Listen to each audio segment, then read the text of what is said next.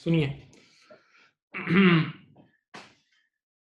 Last meeting में हमने inventory valuation start किया था बेटा, अगर आप लोगों को याद हो।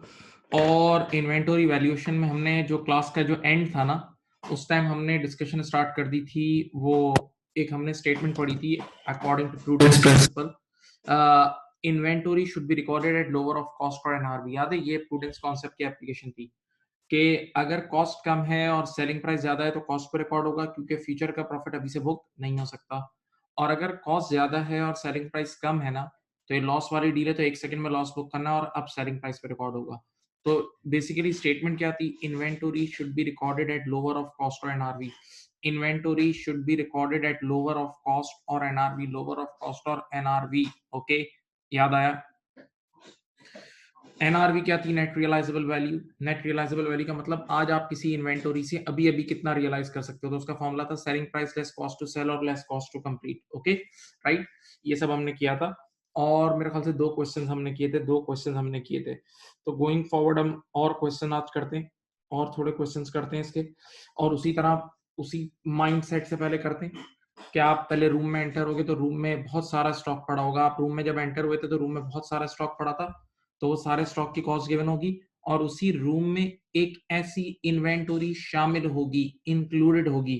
उसी रूम में एक ऐसी इन्वेंटरी शामिल होगी, इंक्लूडेड होगी, गौर से सुने, कि जिसके अंदर आपको ऐसा लगेगा कुछ डिफेक्ट है।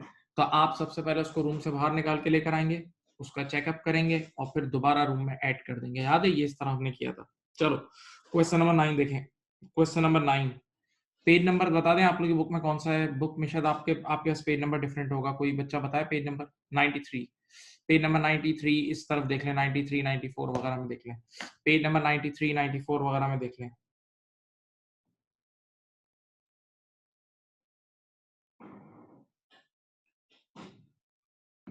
नाउ अब देखें आप,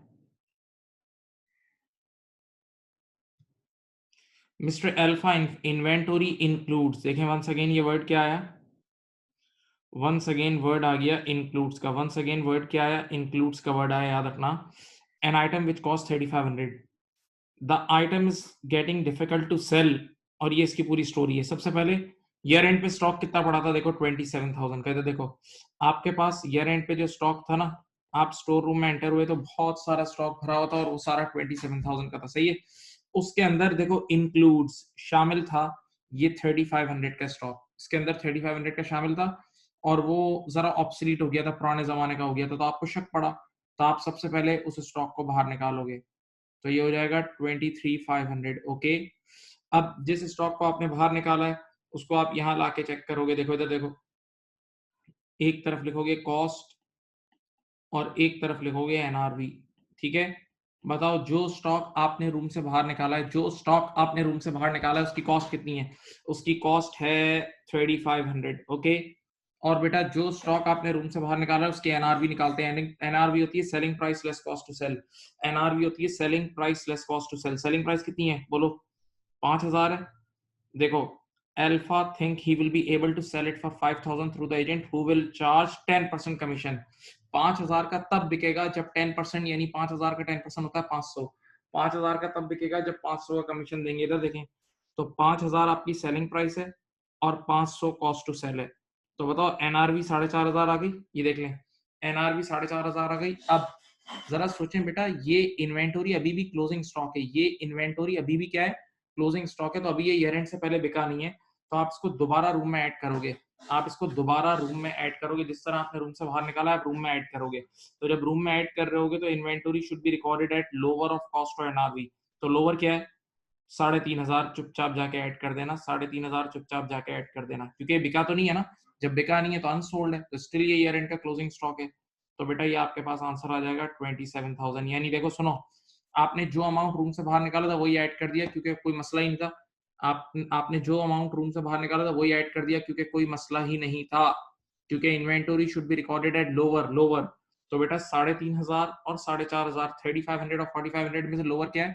3,500। तो 3,500 दोबारा रूम में ऐड हो जाएगा, 3,500 दोबारा रूम में ऐड हो जाएगा, सही। तो बेटा देखें, इसका आंसर आएगा, इसका आंसर आएगा 27,000, ठीक है।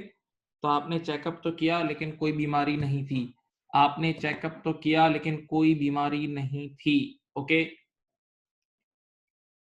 चलो लिख लें, साथ साथ लिखते जाएं बेटा, साथ साथ आप लोग फौरन फौरन नोट डाउन कर लें ताकि चीजें पैक हो जाएं।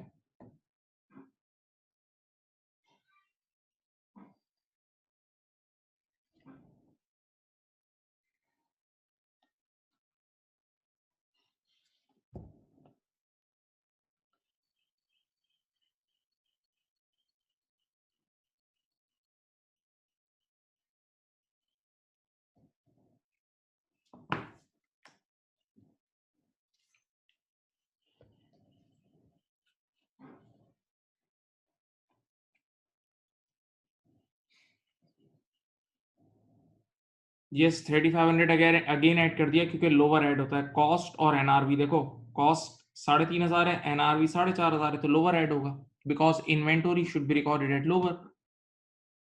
यानी आपने चेकअप तो किया लेकिन कोई बुराई नहीं थी। हाँ, अगर एनआरवी गिर जाती, कॉस्ट से भी नीचे आ जाती, तो फिर एनआरवी ऐड होती। अब बेटा आप लोगों ने एक क्वेश्चन करना है जो मैं बता रहा हूँ, सुने, आप लोगों ने करना है क्वेश्चन नंबर 12 करें सब लोग। 12 करें, देखें ये स्क्रीन पे लिखा हुआ है 12 करो। और आपने करना है, एक मिनट ठहरो,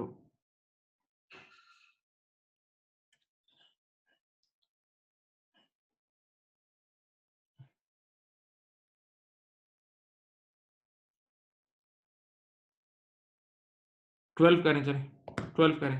12 ऐसा ही सवाल है जो अभी मैंने करा है। 12 करो, 12 चलो कम ऑन 12 करो। पहले रूम में जाके एक इन्वेंटरी निकाल दो। Question number 12 please, all of you करके दो, मैं भी करा रहा हूं।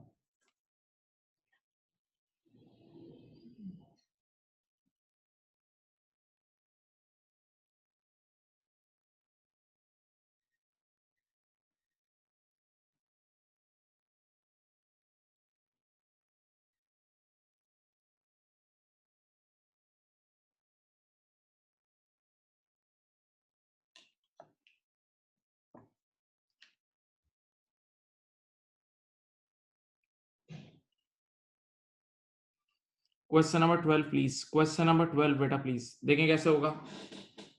कुछ बच्चों ने कर भी दिया है।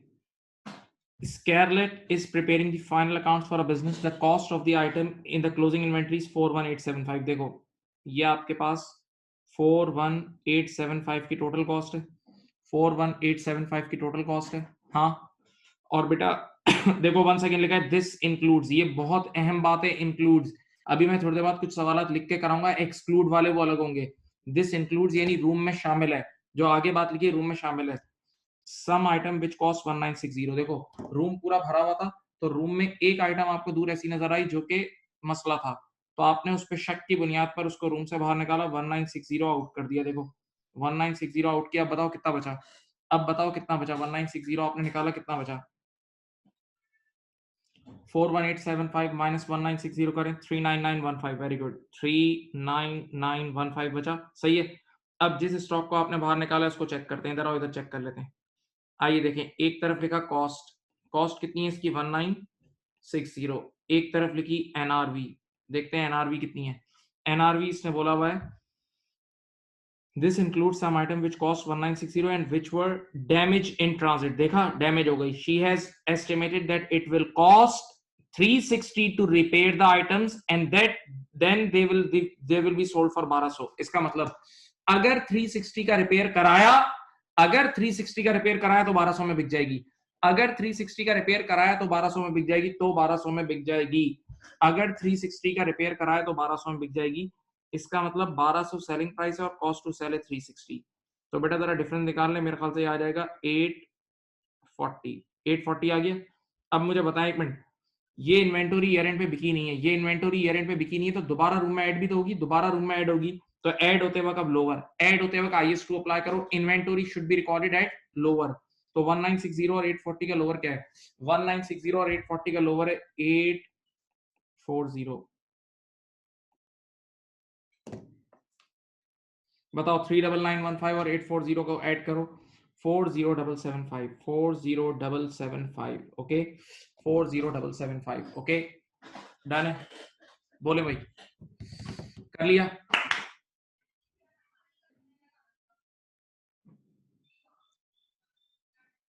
अब देखें, ये जो क्वेश्चंस अभी हम कर रहे थे, ये वो वाले सवाल थे जिनमें इंक्लूड्स था। यानी रूम में हम एंटर होते तो रूम में ऑलरेडी वो बीमार चीज पड़ी होती थी, रूम में ऑलरेडी वो बीमार चीज पड़ी होती थी। तो इंक्लूड वाले केस को आप कैसे करते हो, मेरी तरफ देखो। आप पहले उसको रूम से उठा के लेकर आते थे, आप पहले उसको रूम से उठाकर लेकर आते थे, हाँ, और फिर उसका चेकअप करके दोबारा रूम में ऐड कर देते थे। अब मैं एक सवाल ऐसा दूंगा जो इसमें कम काम होगा, जिसमें वो जो बुरी इन्वेंटरी है वो ऑलरेडी रूम से बाहर होगी। जो बुरी इन्वेंटरी है वो ऑलरेडी रूम से बाहर है, बस आपको डायरेक्ट उसको चेकअप करके अंदर डालना है, खत्म। बेटा, बुरा स्टॉक जो है वो ऑलरेडी अब रूम से बाहर होगा, तो आप बस उसको चेकअप करेंगे और ठक अंदर डाल देंगे और आपका आंसर आ जाएगा। सही, मैं क्वेश्चन ये लिखूंगा ये वाले, चले आगे।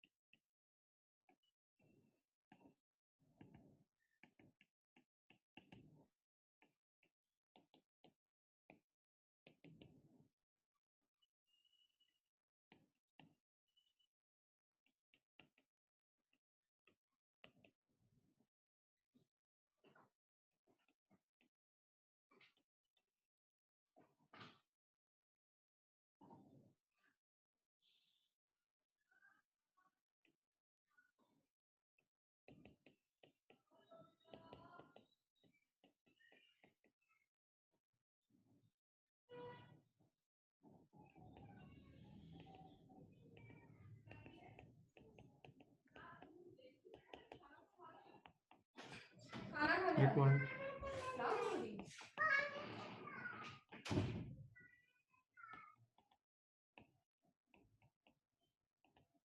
चलो बेटा, सवाल भी लिख लें, क्वेश्चन लिखें। बेटा क्वेश्चन लिखे आपके पास, ईयर एंड पर इस बार 1.5 लाख का स्टॉक है, लेकिन साफ साफ लिखा है, देखो ये, देखो ये पढ़ लो, दिस एक्सक्लूड्स।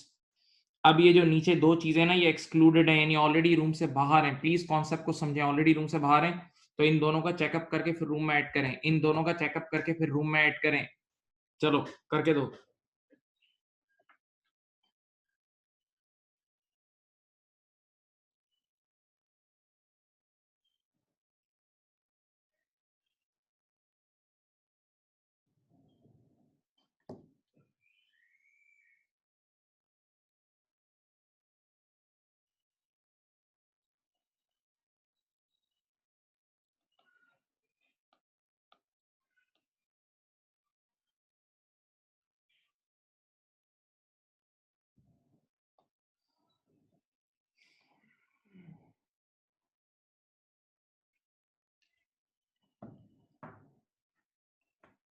करें बेटा।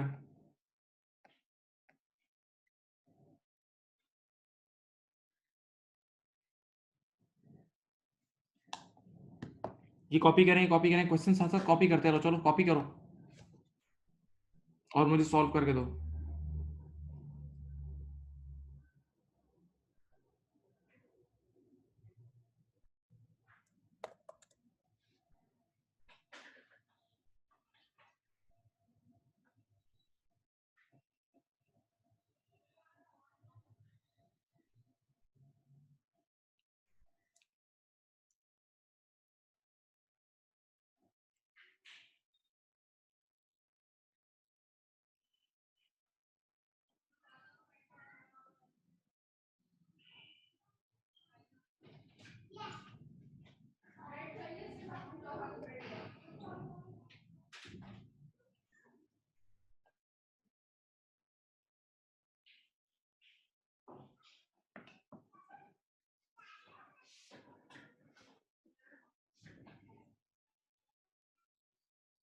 अब देखें,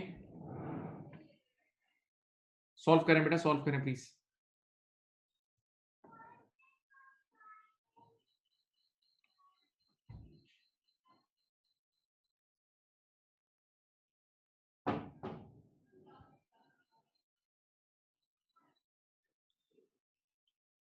चलें, देखें, पहले तो ये ध्यान में रखना कि आपका एग्जिस्टिंग स्टॉक है 150,000, एग्जिस्टिंग स्टॉक है 1,50,000, याद रखना। अब इसमें कुछ ऐड करना है। पहला, यहां देखें, इस यहां पे आपकी कॉस्ट है, इधर कॉस्ट 10 रुपए, ये देखें 10, और सेलिंग प्राइस एनआरवी निकालनी है। एनआरवी देखो, एनआरवी निकाल रहा हूं। एनआरवी होती है selling price less cost to sell. 11 रुपए की सेलिंग प्राइस है और कॉस्ट टू सेल है 20%। 11 का 20% मेरे ख्याल से 2.2 होता है। तो एक एक यूनिट की एनआरवी कितनी आ गई? 8.8। सही है। बताओ, एक एक यूनिट की कॉस्ट 10 रुपए, एक एक यूनिट की कॉस्ट 10 रुपए और एक एक यूनिट की एनआरवी 8.8 है। लोअर क्या है? Inventory should be recorded at lower. Lower तो 10 और 8.8 में से लोअर क्या है? 8.8।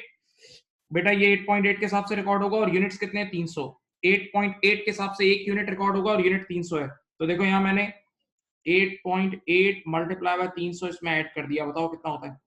8.8 मल्टीप्लाई बाय 300 बोलो कितना होता है? 8.8 मल्टीप्लाई बाय 300, 2640। ये पहली चीज ऐड हो गई। बच्चे ने कहा सर आप डायरेक्टली ऐड कर रहे हैं। मैंने कहा हाँ, क्योंकि इस बार ऊपर अंग्रेजी में लिखा है दिस एक्सक्लूड्स, यानी जो जो स्टॉक जिस पे शक था ना, वो स्टॉक ऑलरेडी बाहर था। आज से पहले इंक्लूड्स लिखा होता था बेटा, अब एक्सक्लूड लिखा हुआ है, तो फर्क क्या? अब एक और यूनिट्स भी है, 500 यूनिट। ये देखो, ये 500 यूनिट। इन 500 यूनिट की डायरेक्ट टोटल कॉस्ट गिवन है, इधर देखें। इन 500 यूनिट की डायरेक्ट टोटल कॉस्ट गिवन है, इधर देखें। टोटल कॉस्ट गिवन है 15,000, मैंने इधर लिख दी। दूसरी तरफ मैंने लिखा एनआरवी, ये देखें। एनआरवी टोटल यूनिट्स की निकाल लूं। 500 units multiply by selling price कितनी है? 40। 500 unit multiply by selling price 40, तो ये सेलिंग प्राइस टोटल बनेगी 20,000। 500 मल्टीप्लाई बाय 20, 20,000 माइनस बेटा 500 मल्टीप्लाई बाय 5, कमीशन कितना है? 500 यूनिट्स मल्टीप्लाई बाय 5, तो ये मेरे ख्याल से बनेगा 2500। तो बताओ इन सारे यूनिट्स की एनआरवी बन रही है 17,500। अब बताओ, जो सेकंड नंबर के यूनिट्स थे ना, उनकी कॉस्ट है 15,000 और उनकी एनआरवी कितनी है? 17,500। कॉस्ट है 15,000 और एनआरवी कितनी है? 17,500। तो लोअर है 15,000, तो बेटा एक 15,000 और ऐड कर लेना आप, और ये आपके पास आंसर कितना बनेगा? 167, कितना? 640। Yes, 167,640 is your answer. 167,640 आपका आंसर है। 167,640 आपका आंसर है। बोलो भाई।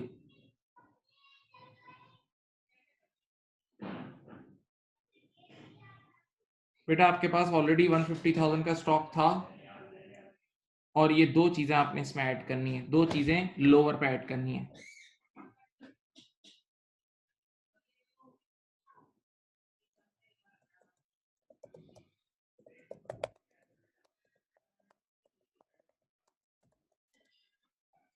हाँ जी, दो चीजें आपने इसमें ऐड करनी है, दो चीजें आपने इसमें ऐड करनी है। कॉपी कर लें बेटा, मैं फिर कह रहा हूँ साथ साथ कॉपी कर लें प्लीज, ऑल ऑफ यू साथ साथ कॉपी करें।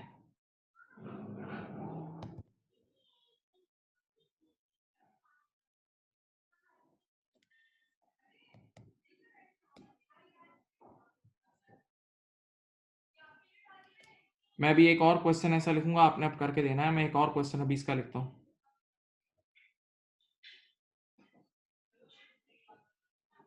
बेटा साथ साथ कॉपी करें, मैं कॉपी का टाइम दे रहा हूँ आप लोगों को, कॉपी कर लें प्लीज।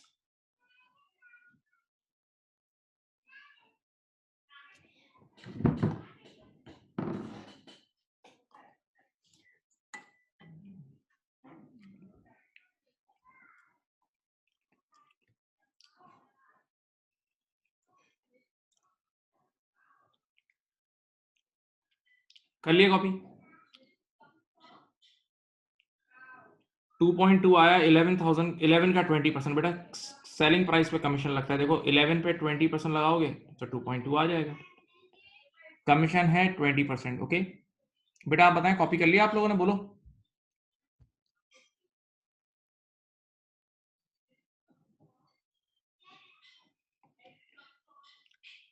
मैं वैसे भेज भी दूंगा, लेकिन साथ साथ कॉपी कर लो तो और बेहतर है।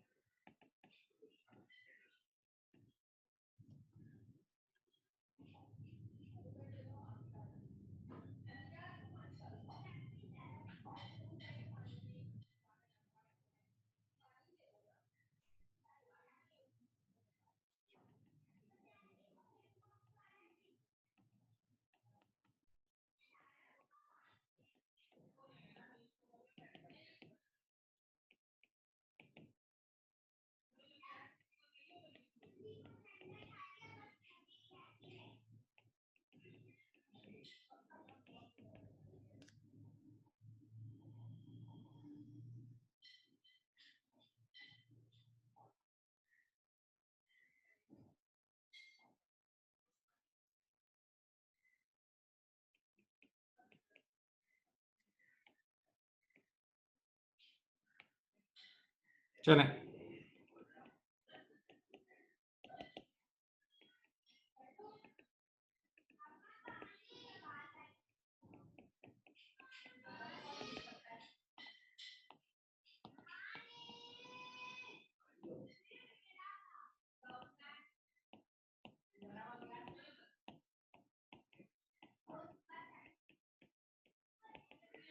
चलो यहाँ देख लो बेटा, ये आपके पास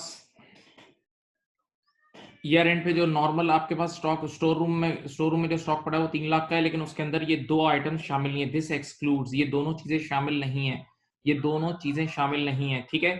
अब ख्याल रखना कहां पर यूनिट गिवन है और कहां टोटल गिवन है, ये बहुत इस सवाल का डॉज होगा। सुनो, 400 यूनिट ये है पहले में, और इसकी कॉस्ट पर यूनिट है 20, सेलिंग प्राइस पर यूनिट है 22, लेकिन कॉस्ट टू सेल एक साथ 1500 टोटल में गिवन है। देखो टोटल है, कॉस्ट टू सेल एक साथ टोटल में गिवन है, याद रखना, सही है। फिर 600 यूनिट्स और आपके पास बाहर पड़े हैं, जिसकी कॉस्ट है, टोटल कॉस्ट गिवन है एक साथ 30,000, ये पर यूनिट नहीं है। फिर यहाँ selling price per unit given है और कमीशन भी पर यूनिट गिवन है। चलो सॉल्व करके दो, मुझे सॉल्व करके दो, इस बार सही करके देना।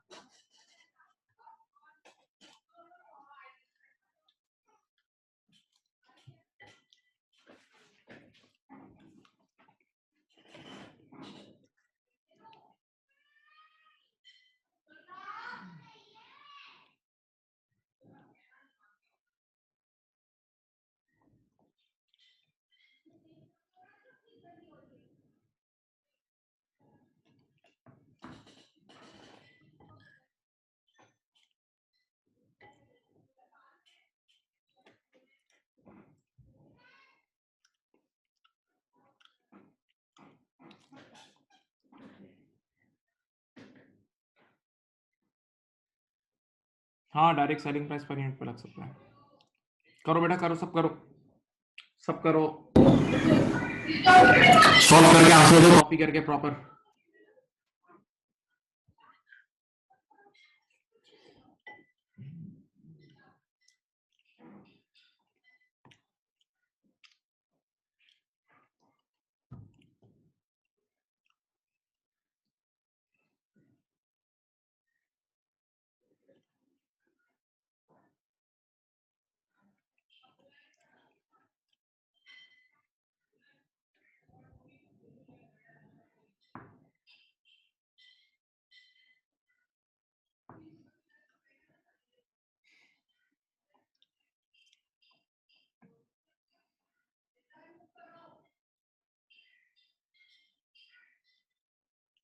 चलें, मैं सॉल्व करूं।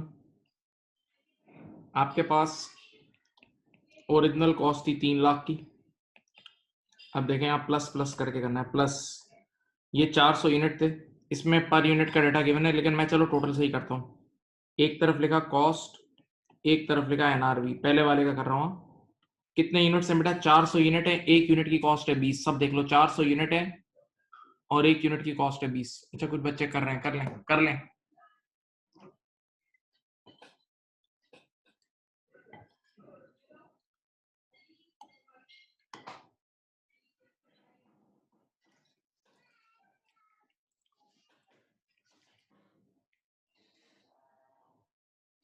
400 यूनिट्स मल्टीप्लाई बाय $20, ये आ गई कॉस्ट 8000 की, सही है।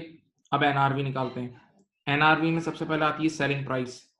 400 यूनिट है, एक यूनिट की सेलिंग प्राइस 22 है। 400 मल्टीप्लाई बाय 22 होता है मेरे ख्याल से 8800 की सेलिंग प्राइस है। और कॉस्ट टू सेल है, देख लो 1500 की टोटल गिवन है। Cost to sell totally direct given है। 8800 माइनस 1500 कितना होता है? 7300। अब आंखें खोलो, देखो इधर देखो, इन्वेंट आपने ऐड करना है। Inventory should be recorded at lower of cost और एनआरवी, लोअर। तो 8000 ये रहा और ये 7300, इन दोनों में से लोअर क्या है? 8000 और 7300 में से लोअर है 7300, सही है। फिर प्लस किया, ये पहला ऐड हो गया। फिर आपने यहां लिखा कॉस्ट और यहां लिखा एनआरवी। अब बताओ डायरेक्ट टोटल कॉस्ट गिवन है, कॉस्ट टोटल गिवन है 30,000 की टोटल कॉस्ट गिवन है डायरेक्ट, हाँ।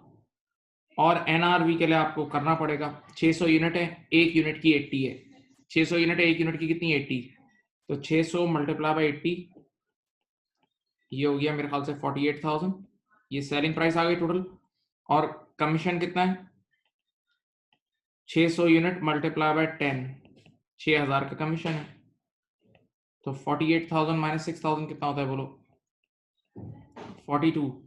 अब आप मुझे बताएं, 30,000 की कॉस्ट है, एनआरवी 42 है, तो दोनों में से लोअर क्या है? 30,000 और 42,000 में से लोअर क्या है? 30,000 ऐड हो जाएगा, सही है। अब आप मुझे बताएं ये टोटल आंसर कितना आया? 337,300, वेरी गुड। 337,300 आपका आंसर आया है। 337,300 आपका आंसर आया, आंसर कॉपी कर लें। 337,300 इज योर आंसर, कॉपी कर लें।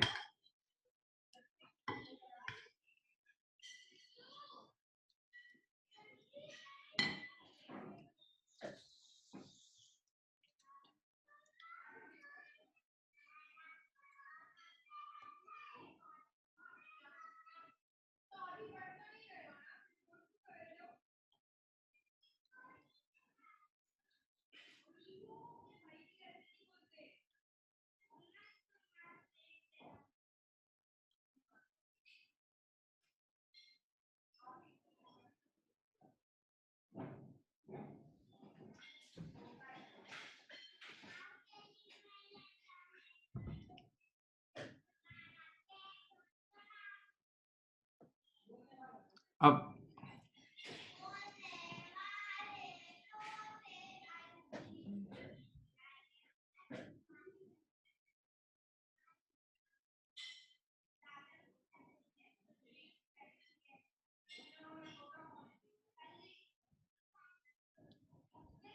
कमीशन की अगर परसेंटेज गिवन होगी तो वो सेलिंग प्राइस पे लगेगी। कमीशन की अगर परसेंटेज गिवन होगी तो बेटा वो सेलिंग प्राइस पे लगेगी, राइट। कर लिया ये। अब मैं एक सवाल आपको दे रहा हूं, ये करें। वी आर बुक सेलर्स, ठीक है। अपने हमारे पास 3 बुक्स हैं, ए बी और सी, ठीक है। हमारे पास 3 बुक्स हैं, ए बी और सी, और इनकी कॉस्ट गिवन है आपको। पहली बुक की कॉस्ट है 3000, इसकी 4000 और इसकी 5000, सही है। अच्छा, ये इनकी सेलिंग प्राइस है। कितनी कितनी है देखो, सुनो गौर से, सब यहां देखें। इसकी सेलिंग प्राइस है 3500, इसकी 4200 और इसकी है 7000। अ कमीशन ऑफ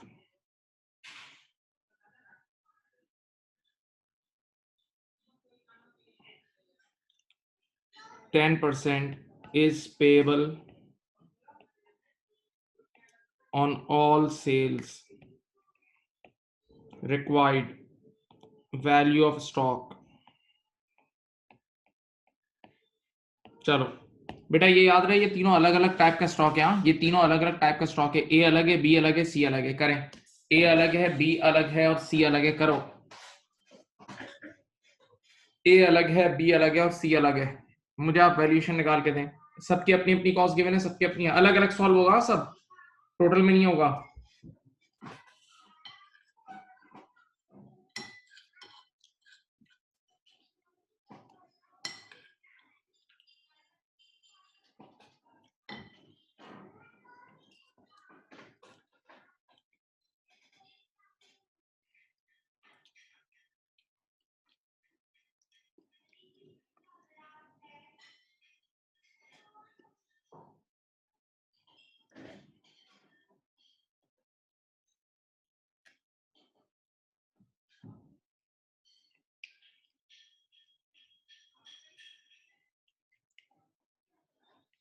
कर लिया भाई? क्वेश्चन लिखे अपने पास ब्लैक एंड व्हाइट में। क्वेश्चन लिखते रहे साथ साथ।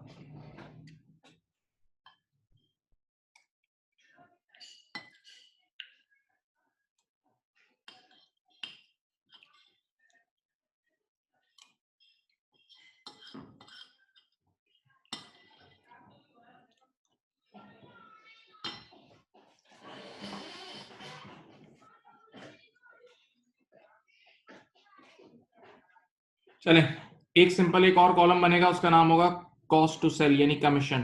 कमीशन का एक कॉलम बनाया, देखो यहाँ कितना है, 10% है। कमीशन लगता है हमेशा सेलिंग प्राइस पे। किस पे लगता है? सेलिंग प्राइस पे। इधर देखें, 3500 की सेलिंग प्राइस है।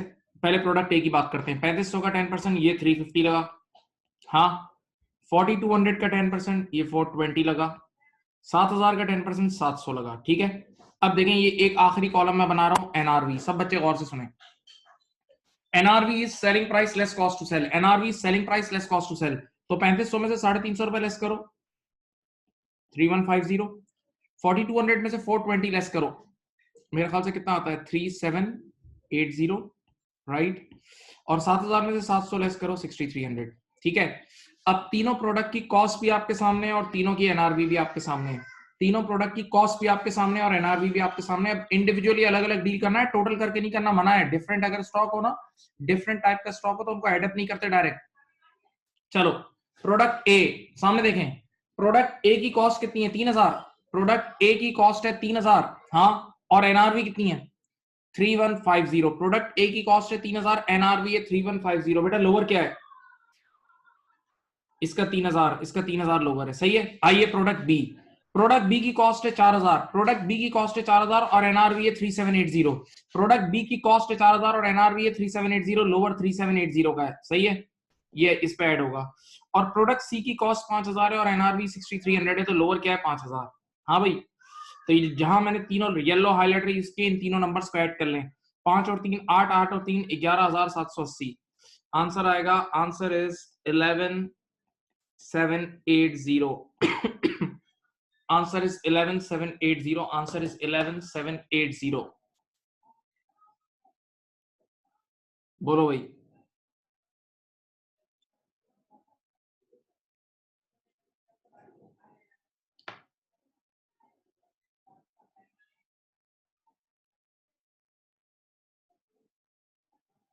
इलेवन सेवन एट जीरो कर लिया था। बोलो भाई, समझ गए? बोलो, आगे बढ़े बच्चों, please chat box, chat box.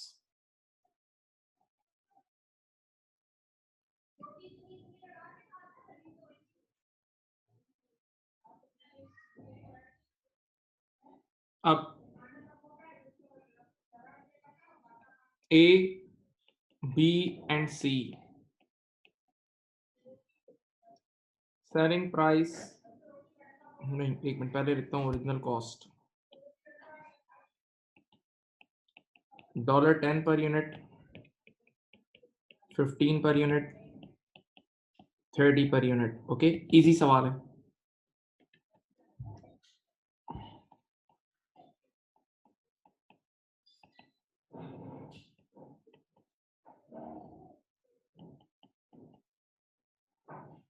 अब देखें जरा अंदाजे में यहाँ डिफरेंट है। आपको गिवन है डिस्ट्रीब्यूशन कॉस्ट,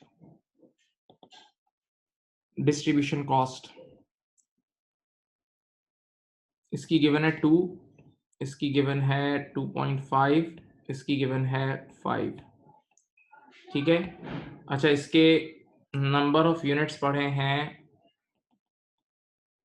400 यूनिट्स, इसके पढ़े हैं 5000 यूनिट्स और इसके 1000 यूनिट्स पढ़े हैं। चलो देख लो भाई, बहुत सिंपल सवाल है। ईयर एंड पे ये 3 तरह का स्टॉक पड़ा है ए बी सी, सबकी कॉस्ट पर यूनिट भी गिवन है, सबकी सेलिंग प्राइस पर यूनिट भी गिवन है आपके सामने, और सबकी distribution cost, distribution cost is basically जो अभी लगेगी, यानी cost to sell, definitely distribution cost is cost to sell. Number of units A के पड़े 400 यूनिट्स, बी के पड़े 500 यूनिट और सी के पड़े 1000 unit. Required valuation of stock चाहिए। चलो बेटा करो, इतना बिग डील नहीं है, छोटा सा काम है।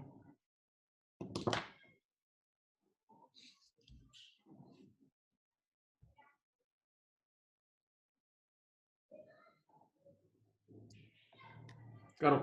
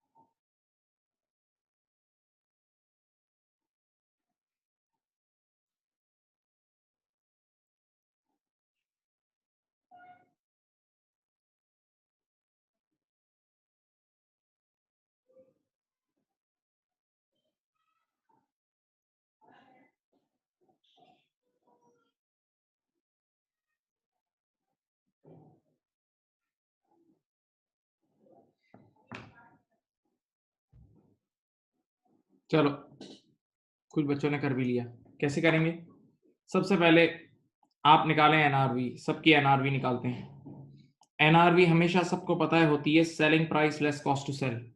तो प्रोडक्ट ए की होगी 11 माइनस 2 9, इसकी होगी 18 माइनस 2.5 15.5 और इसकी होगी 40 माइनस 5 35। ओके, अब सामने देखें, यहां देखें भाई, पहले ये डिसाइड कर लेते हैं कि कौन सी इन्वेंटरी कितने पे रिकॉर्ड होगी, कौन सी इन्वेंटरी कितने पे रिकॉर्ड होगी। चलो ये डायलॉग सबने सुना हुआ है, inventory should be recorded at lower of cost और NRV, inventory should be recorded at lower of cost और एनआरवी। तो प्रोडक्ट ए की कॉस्ट है 10 रुपए और एनआरवी 9 रुपए, प्रोडक्ट ए की कॉस्ट 10 रुपए, एनआरवी 9 रुपए, तो लोअर 9 हो गया, इस पे 9 पे रिकॉर्ड होगी, सही है। प्रोडक्ट ए 9 पे रिकॉर्ड होगी। प्रोडक्ट बी कॉस्ट 15 रुपए है, एनआरवी 15.5 है, कॉस्ट 15 है, एनआरवी 15.5 है, तो कॉस्ट पे रिकॉर्ड होगी, लोअर कॉस्ट है। ओके, प्रोडक्ट सी कॉस्ट 30 है, बेटा गौर से सुने, कॉस्ट 30 है, एनआरवी 35 है, तो कॉस्ट पे रिकॉर्ड होगी, सही है। सबकी ये डिसीजन ले लिया कौन सी चीज कितने पे रिकॉर्ड होगी। चलो अब मल्टीप्लाई करते हैं। प्रोडक्ट ए रिकॉर्ड होगी 9 पे और यूनिट्स हैं 400, 400 मल्टीप्लाई बाय 9, 400 मल्टीप्लाई बाय 9 ये आया 3600। अच्छा भाई, प्रोडक्ट बी रिकॉर्ड होगी 15 पे, तो 500 मल्टीप्लाई बाय 15, 500 मल्टीप्लाई बाय 15 करो, 500 5000 मल्टीप्लाई बाय 15 मेरे ख्याल से 75,000, सही है।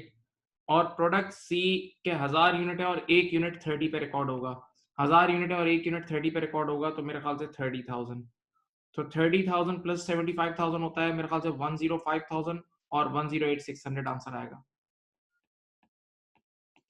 तीनों को ऐड करोगे तो टोटल आंसर आ रहा है 108,600। आपसे हो जाना चाहिए था, हो जाना चाहिए था, आपसे हो जाना चाहिए था।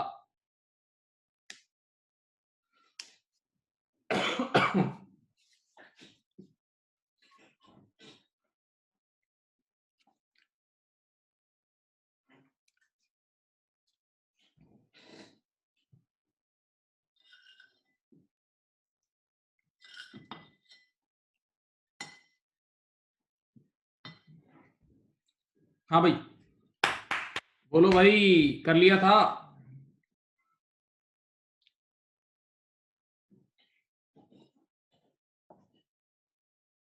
गुड। अब देखो मैं आपके सामने एक बहुत बेसिक चीज,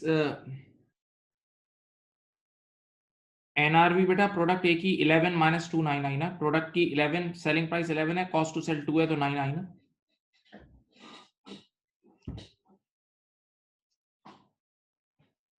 देख लो, मैं 1 मिनट रुक रहा हूँ।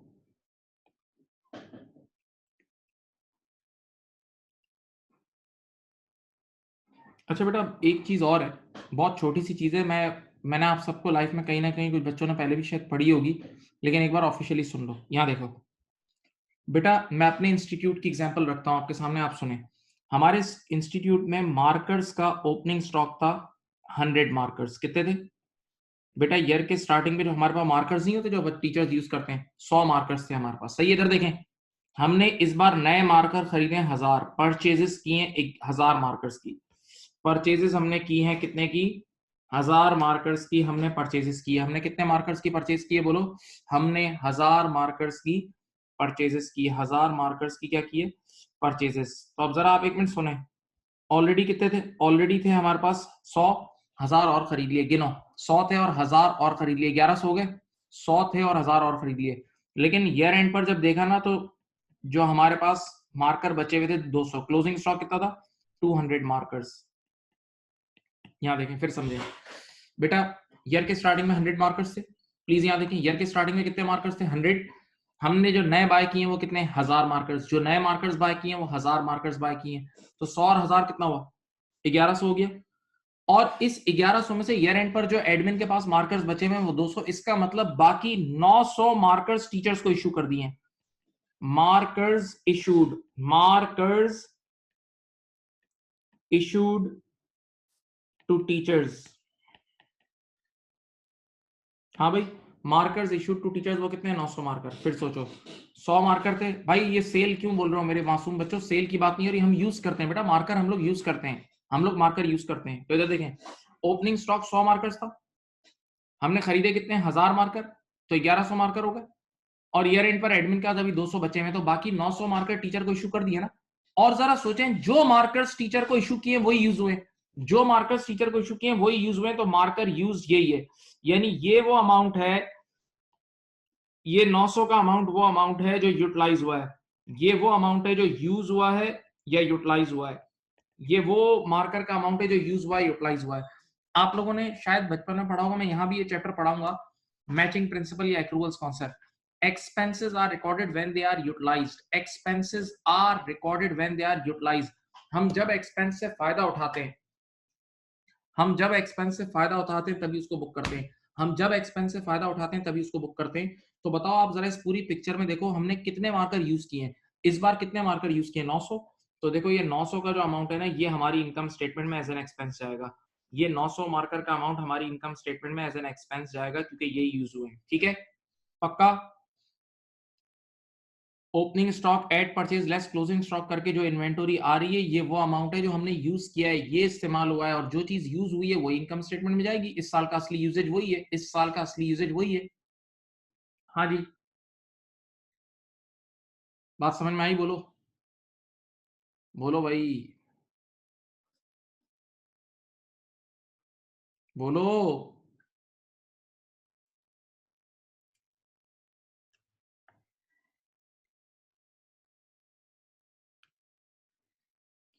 अब जरा दिमाग से सोचें, मैंने ये पूरा किस्सा मार्कर्स पे रख के सुना है। किस पे रख के सुना है? इदारे में और भी ऐसी छोटी छोटी इन्वेंटरीज होती हैं जो यूज हो रही होती हैं, जैसे ऑयल, जैसे फ्यूल, जनरेटर में जो फ्यूल डलता है डीजल, तो डीजल का भी इन्वेंटरी हमारे पास पड़ी होती है। तो आज के बाद कोई भी ऐसी इन्वेंटरी जो हम यूज करते हैं, कोई भी ऐसी चीजें जो हम यूज करते हैं और उसका यूजेज निकालना हो, आपके पास चाहे वो जनरेटर का ऑयल हो, जनरेटर का फ्यूल हो, आपके मार्कर्स हो, पेंसिल्स हो, पेन्स हो, स्टेशनरीज हो, तो आज के बाद किसी भी ऐसी इन्वेंटरी का यूजेज निकालना हो तो ये फॉर्मूला आंखें खोल के देख लो, ये अप्लाई होगा। Opening stock eight purchase less closing stock, तो ऑटोमेटिकली जो नीचे का नंबर होगा वो यूजेज होगा, और यूजेज वाला अमाउंट हमारी इनकम स्टेटमेंट यानी पीएनएल में चले जाएगा। फिर बोल रहा हूं, मैंने आपको बात मार्कर्स पे रख के समझा दी, मार्कर्स के लिए समझाना मेरे लिए आसान था, यूनिट्स होते हैं। तो आज के बाद कभी भी किसी भी इन्वेंटरी, मार्कर हो गई, डीजल जो हमारे पास जनरेटर का होता है, सही है, या और स्टेशनरीज होती हैं, उनका अगर यूसेज निकालना हो, यूसेज, तो बेटा फॉर्मूला क्या होगा, opening stock eight purchase less closing stock, तो नीचे यूजेज आ जाएगा। सही है।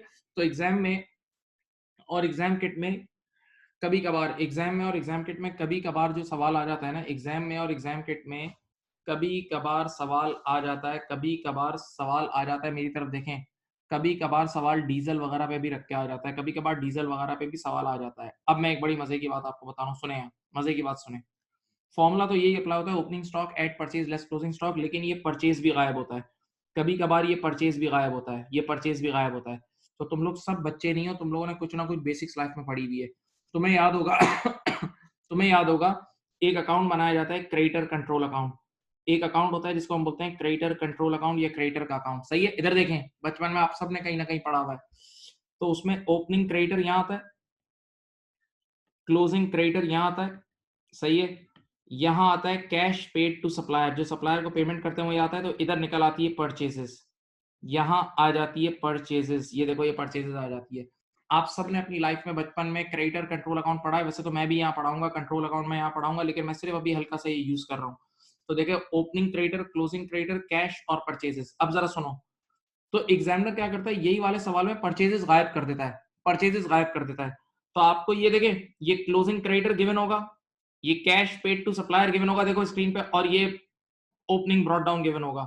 तो आप आराम से बेटा ये वाला परचेजेस का नंबर निकाल सकते हैं, आप आराम से ये परचेजेस का नंबर निकाल सकते हैं। And once you have calculated purchases, you can easily calculate the usages, you can easily calculate the usage through this formula, opening stock at purchase less closing stock, opening stock at purchase less closing stock।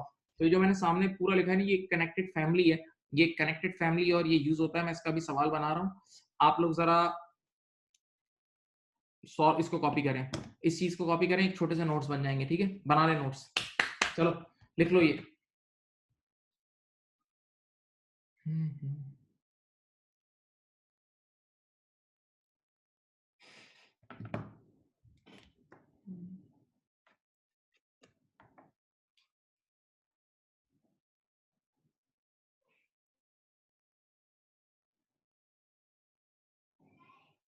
बेटा ये copy करें please, creditor का account भी copy करें और ये भी copy करें।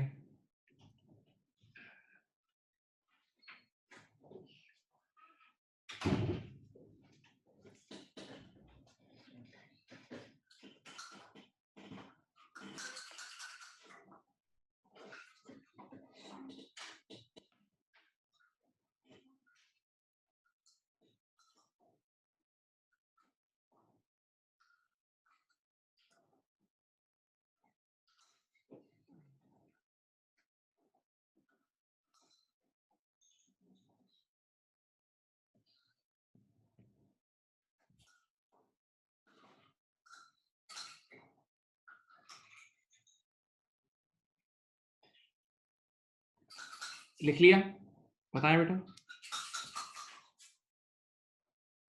लिख लिया।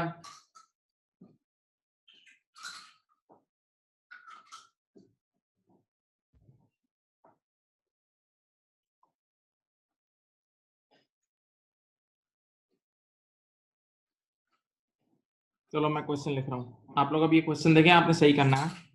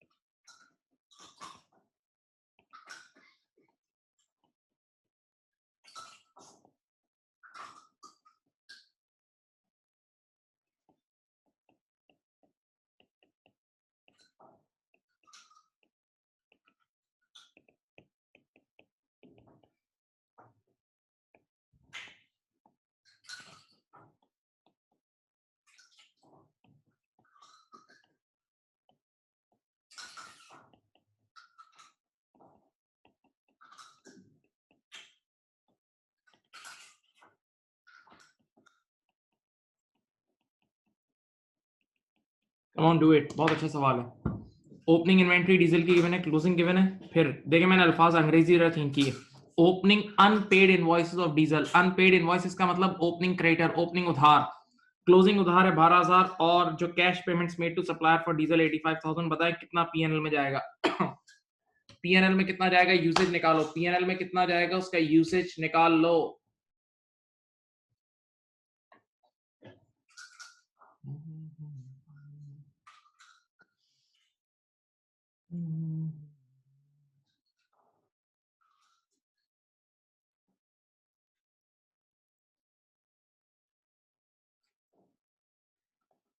करो बेटा।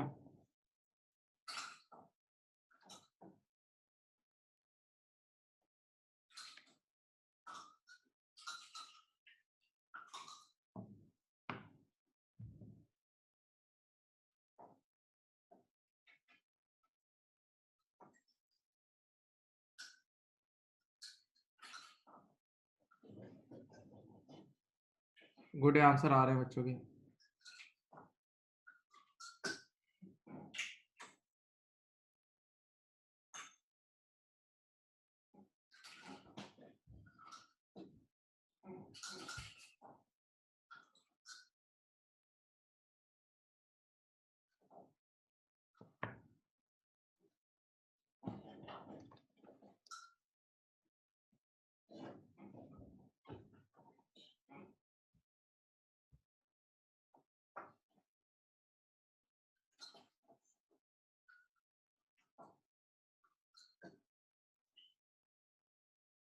चलो बेटा सबसे पहले आप परचेजेस निकाल लें, क्योंकि आपको पता है आपने ये फॉर्मूला यूज करना है। देखें आपने यूज करना है opening stock add purchases less closing stock, ठीक है? तो ऑटोमेटिकली आपके पास यहां आ जाएगा यूसेज, ठीक है? ओपनिंग स्टॉक कितना गिवन है? 8, क्लोजिंग 12। देखो ओपनिंग गिवन है 8, क्लोजिंग 12 गिवन है। बस एक चीज बीच में गायब है, परचेजेस। तो परचेजेस के लिए you need to make creditors control account. Creditors का अकाउंट बनाओगे। अब बताएं ओपनिंग अनपेड इनवॉइसेस, यानी ओपनिंग क्रेडिटर कितना है? ओपनिंग क्रेडिटर कितना है? 7,000। क्लोजिंग अनपेड इनवॉइसेस कितना है बेटा? 12,000। Cash payments made to supplier मेरे ख्याल से 85,000 है। So you will have your purchases 12 plus 85 minus 7। 12 plus 85 minus 7 कितना होता है? 90,000। सही है बेटा, यहां आपने 90,000 की परचेसेस फिट की और ये हो जाएगा 86,000। ये देख लो 86,000 आपका यूसेज है। 86,000 आपका यूसेज है। हाँ भाई बोलो। 86,000 इज योर यूसेज।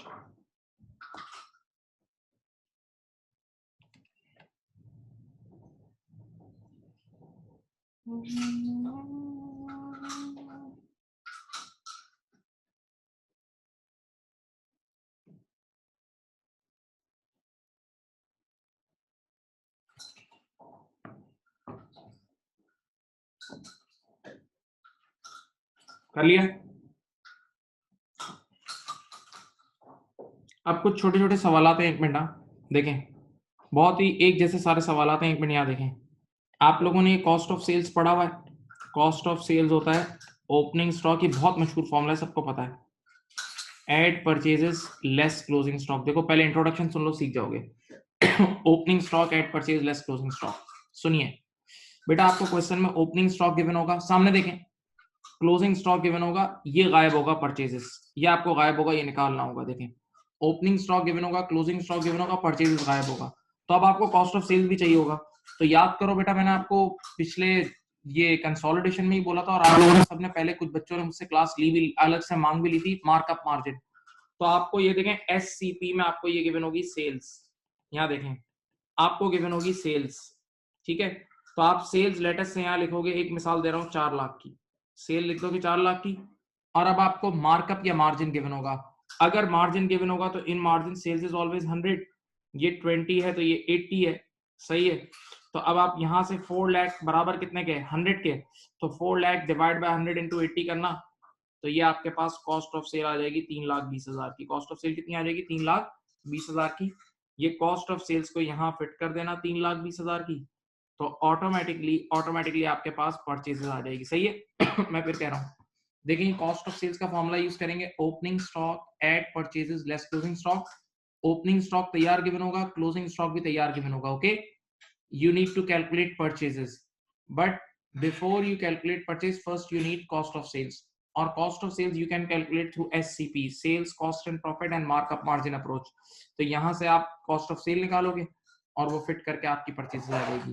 तो एक बहुत छोटा सा माइन्यूट सा काम होता है, ये भी आपने करना होगा। एक नजर इसको देख लो, एक नजर इसको देख लो। मैं क्वेश्चंस पे ले जाता हूँ आपको, मैं क्वेश्चंस पे आपको ले जाता हूँ, चले।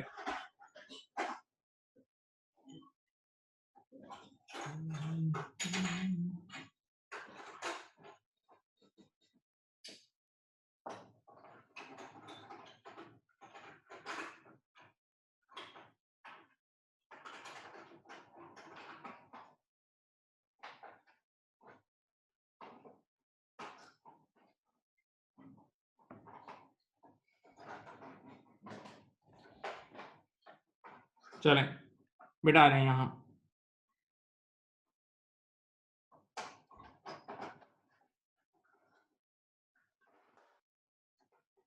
बेटा क्वेश्चन नंबर 10 करना है आप लोगों ने, मैं जो क्वेश्चन बता रहा हूँ 10 करें ये रहा, और 11 करें। अच्छा एक बात याद रखना, अगर अभी अभी इसी साल कोई बिजनेस स्टार्ट हो रहा है तो ओपनिंग स्टॉक 0 होगा। जब नया बिजनेस दुनिया में आता है तो उसके पास कोई ओपनिंग स्टॉक नहीं होता, तो वो 0 लेते हैं। अगर ये फर्स्ट ईयर ऑफ ट्रेडिंग है तो you need to take opening stock 0। Question number 10 और 11 प्लीज करें, 10 और 11 करें।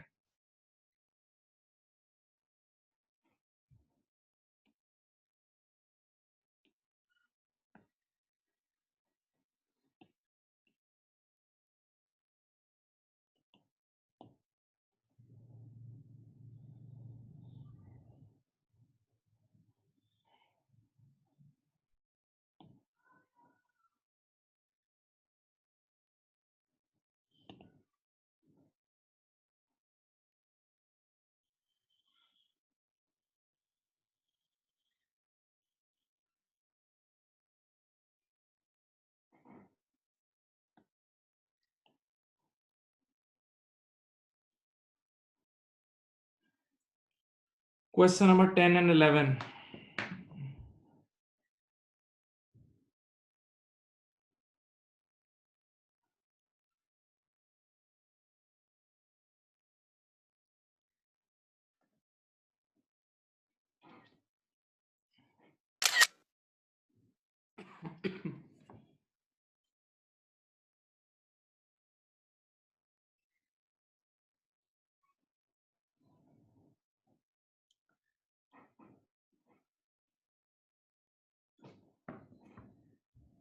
Question number 10 and 11 please.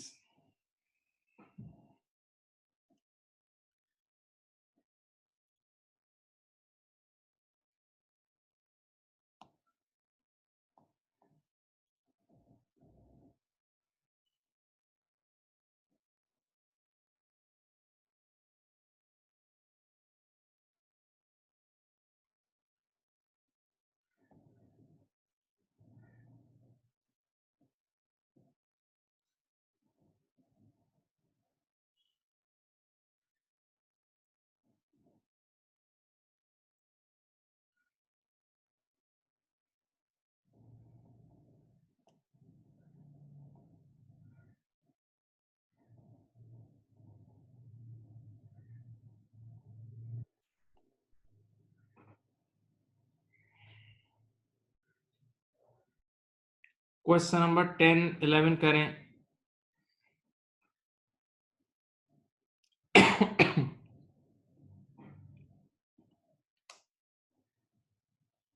और 13 14 भी करें,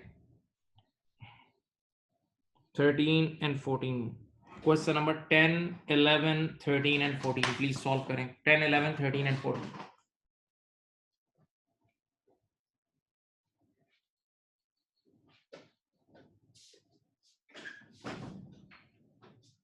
आप पहले आइए, वाला बोल रहे हैं तो कितना है?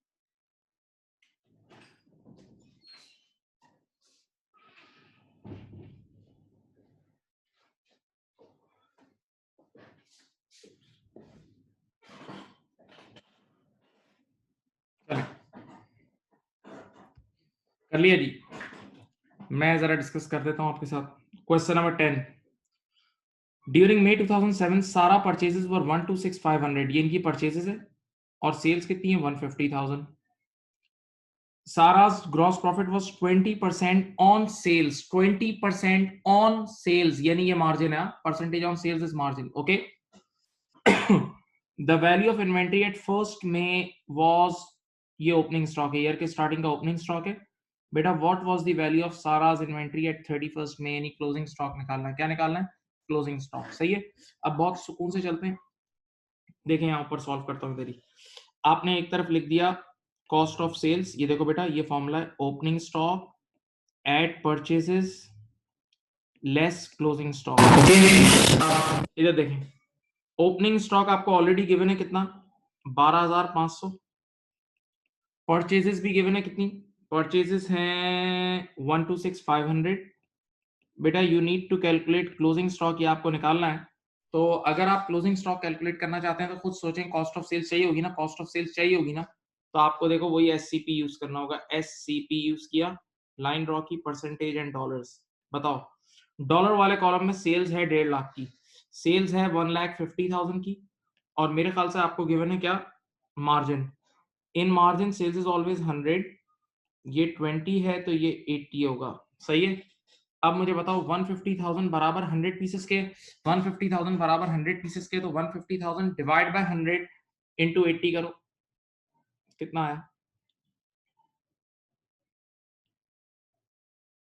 1,20,000 की कॉस्ट ऑफ सेल्स आ गई, सही है।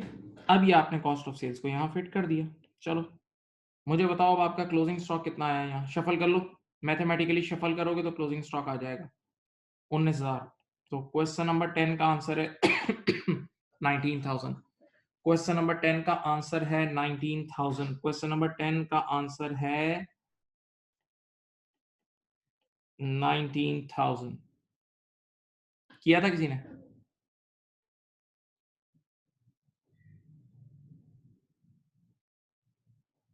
क्वेश्चन नंबर 10 का आंसर है 19,000। जब एक चीज यहां से नेगेटिव क्लोजिंग स्टॉक को वहां ले जाएंगे तो प्लस हो जाएगा, बाकी सब चीजें डिफरेंट साइड्स पे आ जाएंगी। जैसे ही साइड चेंज करते हैं तो साइन चेंज हो जाता है बेटा।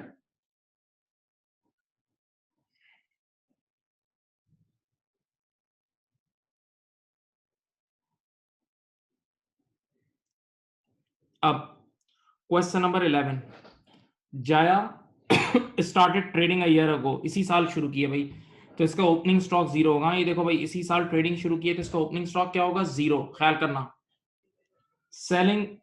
Selling nightwear, she makes her team of 3 other nighters. She sells her sweaters at a markup of 35। ये लोग जो भी माल बेचते हैं उसमें मार्कअप लेते हैं 35% मार्कअप, इस बार मार्जिन नहीं है, मार्कअप है, सही है। अब in the first year of trading she bought wool of her sweaters costing, देखो बॉट का मतलब परचेजेस, बॉट मींस ये परचेजेस हैं, तो इनकी परचेजेस कितनी है देख लो भाई, परचेजेस हैं 4875 की, हाँ, और सेल्स कितनी है 5670 की। अगेन इसको क्लोजिंग स्टॉक निकालना है, अगेन निकालना है क्लोजिंग स्टॉक, ओके। चलो करते हैं, इधर देखो, इधर देखो, यहाँ देखो, आपने यहाँ लिखा cost of sales, opening stock add purchases less closing stock, यही है। हम क्वेश्चन नंबर 11 कर रहे हैं, देख लें बेटा। इसी साल बिजनेस स्टार्ट किया है तो ओपनिंग स्टॉक जीरो होगा, परचेसेस मेरे ख्याल से है 4875, क्लोजिंग स्टॉक तो हमें निकालना है, क्लोजिंग स्टॉक तो हमें अभी अभी कैलकुलेट करना है, तो इसकी जगह क्लोजिंग स्टॉक ही लिखो। और कॉस्ट ऑफ सेल्स में अभी आपको निकाल के देता हूं यूजिंग एससीपी। बताओ बेटा, सेल्स कितनी है आपके पास इस बार की, 5670, सेल्स है 5670, और इन मार्कअप कॉस्ट इज ऑलवेज 100। ये 35 है और ये 135 है। चलो बताओ कॉस्ट ऑफ सेल कितनी आई, 5670 इन डिवाइड बाय 135 इंटू 100 करो, 5670 4200, बेटा 4200 की कॉस्ट ऑफ सेल्स आ गई, ठीक है। अब मुझे बताओ क्लोजिंग स्टॉक निकाल दो,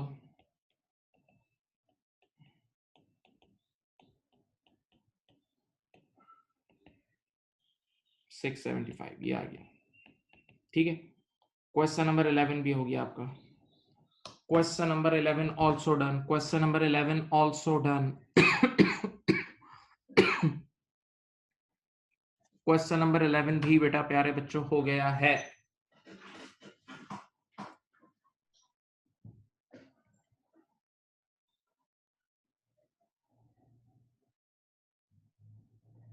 चेक कर लो, सही हुआ था।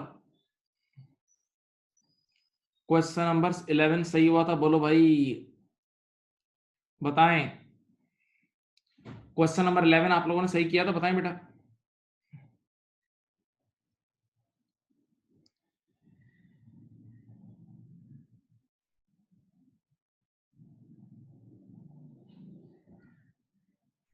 चलो मेरे प्यारे प्यारे बच्चों, इधर question number 13। Harminder shoes business head opening inventory, opening stock given है, ये रहा। क्लोजिंग स्टॉक भी गिवन है, क्लोजिंग इन्वेंटरी कितनी है बेटा 15, ओपनिंग क्लोजिंग दोनों गिवन है, सेल्स भी गिवन है और मार्कअप गिवन है। ठीक है, परचेजेस निकालनी है, मैंने इंट्रोडक्शन में आपको ये सवाल बताया था, क्वेश्चन नंबर 13। चलो परचेजेस निकालनी है, once again cost of sale से निकलेगा। यहां देखो बेटा, आपने यहां लिखा cost of sales equals opening stock add purchases less closing stock. यहां देखें, ओपनिंग स्टॉक मेरे ख्याल से कितना है इसमें, 2050 है और 1570 है। देखो 2050 और ये है 1570। ठीक है, परचेजेस मुझे निकालनी है, तो I must know cost of sales. Cost of sales मुझे हर हाल में चाहिए होगी, तो एससीपी लिखा, देखते हैं सेल्स कितनी है। सेल्स है आपके पास 25730, सेल्स है आपके पास 25730, और बेटा मेरे ख्याल से मार्कअप कितना है 25 ना। In markup cost is always 100, ये 25 है तो ये 125 होगा। चलो सेल्स कॉस्ट 100 है, प्रॉफिट 25 है तो ये 125 होगा, ये 125 होगा।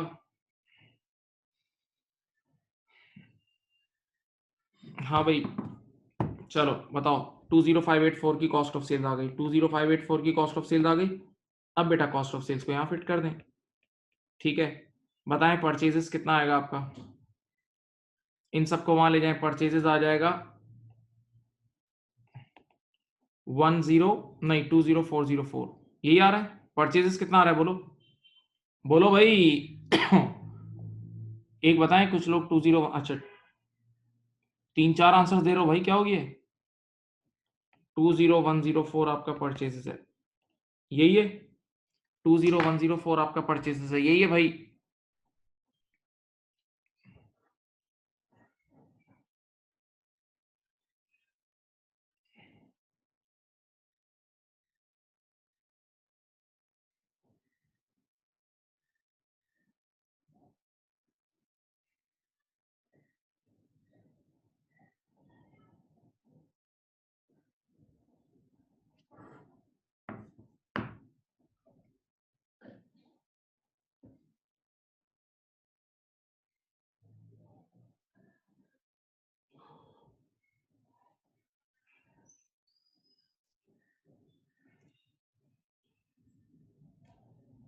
Question number 14।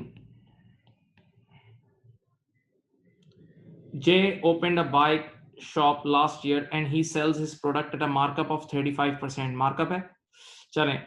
In the first year of trading, देखो इनका ये पहला साल है, फर्स्ट ईयर ऑफ ट्रेडिंग का मतलब ओपनिंग स्टॉक जीरो होगा। फर्स्ट ईयर ऑफ ट्रेडिंग का मतलब ओपनिंग स्टॉक जीरो होगा, ओपनिंग स्टॉक जीरो होगा। सही है बेटा, जब बिजनेस शुरू होता है तो कुछ भी स्टॉक नहीं होता। He bought goods, bought goods, he bought goods, bought goods का मतलब परचेजेस बेटा, खरीदना का मतलब परचेजेस, ये परचेजेस हैं, सही है, और ये सेल्स हैं। ठीक है, आपसे कहा जा रहा है क्लोजिंग स्टॉक, ये पहले वाला ही सवाल है बेटा। क्वेश्चन नंबर 14 में you need to compute closing stock, you need to calculate closing stock. देखें आप, again you need, again you need formula COS, opening stock add purchases less closing stock. बेटा यहाँ देखें, ओपनिंग स्टॉक जीरो होगा, नया business start हुआ है। Purchases कितनी है देखें, अभी गिवन होगी यहाँ 73,700 और क्लोजिंग स्टॉक तो हमें निकालना है। अब वंस अगेन जब तक कॉस्ट ऑफ सेल नहीं आएगी काम नहीं होगा। आपने यहाँ लिखा SCP, चलो 85,900 की सेल्स है और मार्कअप 35% है। 85,900 S के सामने लिख दिया। इन मार्कअप है ना, in markup cost is always 100, profit 35 है तो ये बेटा 135 होगा। चलो चलो बेटा बताओ। कॉस्ट ऑफ सेल्स आ गई 63630, ठीक है, यहां लिख दी कॉस्ट ऑफ सेल्स 63630। अब आप निकाल लें क्लोजिंग स्टॉक, साइड चेंज करें, सॉरी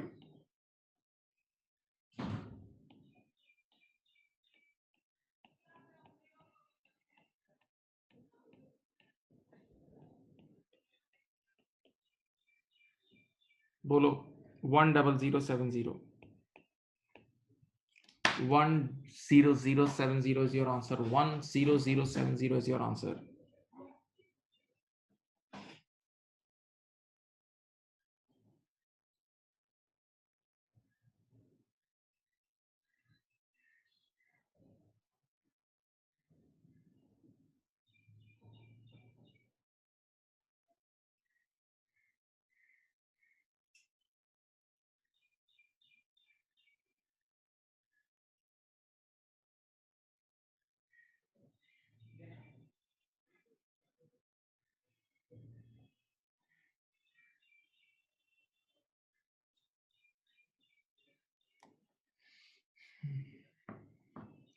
अब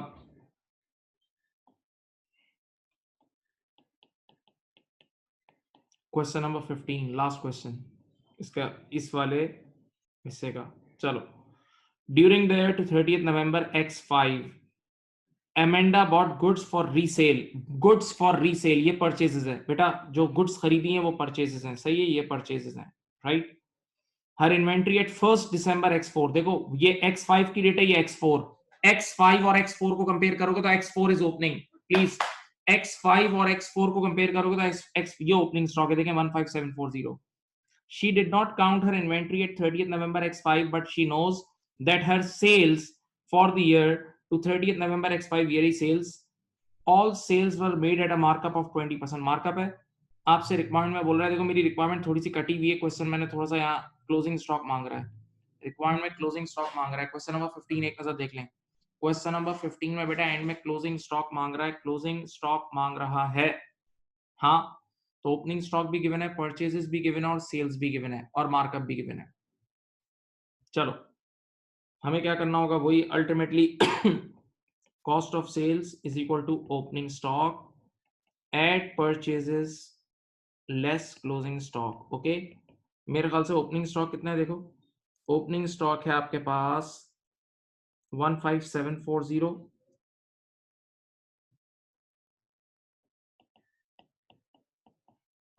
और परचेजेस हैं 7550 की, ठीक है। अब क्लोजिंग स्टॉक हमें निकालना है,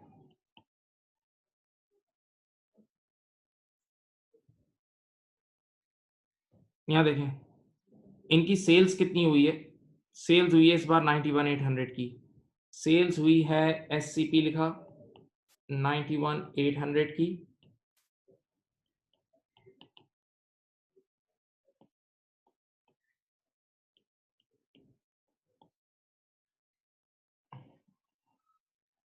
बताओ बेटा SCP के जरिए जरा कॉस्ट निकाल देंगे आप लोग। चलो दिस इज 76,500, बोलो भाई, ये क्लोजिंग स्टॉक यहां जाएगा तो ये हो जाएगा 15740 प्लस 7,550 माइनस 76,500,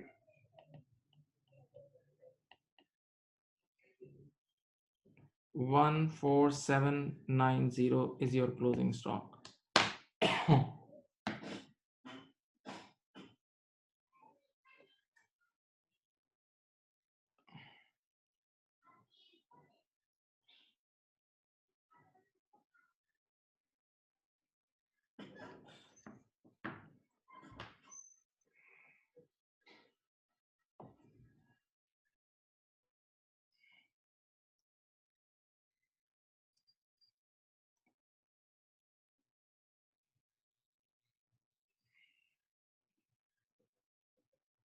14790 है ना?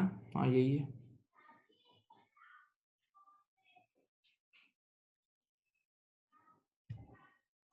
यहां तक बात समझ गए? बोलो।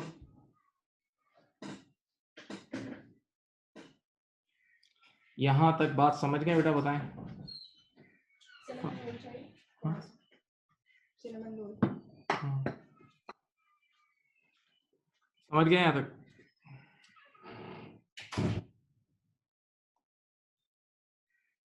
अब एक और एरिया है, बड़ा अच्छा इंटरेस्टिंग सा एरिया है।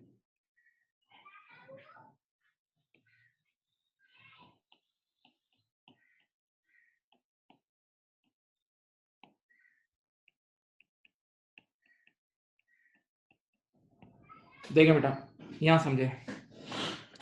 1 जनवरी 18 से लेके 31 दिसंबर 18, 1 जनवरी 18 से लेकर 31 दिसंबर 18, सामने देखें बेटा। आपके पास ईयर के इधर देखें, स्क्रीन पे देखें, आपके पास ईयर के स्टार्टिंग का स्टॉक गिवन है लेटेस्ट से 2000 यूनिट, सब यहां देखें।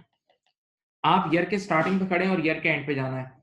आपके पास ईयर के स्टार्टिंग का स्टॉक गिवन है 2000 यूनिट्स, इधर देखें ओपनिंग स्टॉक गिवन है 2000 यूनिट्स, और आपने यूं फॉरवर्ड जाना है, एक पास्ट डेट से फ्यूचर डेट पे आगे जाना है। अब जरा सुने, हाँ एक मिनट। तो आप जब फॉरवर्ड वर्किंग करते हैं ना, तो जितना जिन चीजों से स्टॉक आ रहा होगा वो ऐड कर देना, जिन चीजों से स्टॉक आ रहा होगा वो ऐड कर देना, और जिन चीजों की वजह से स्टॉक जा रहा होगा वो लेस कर देना।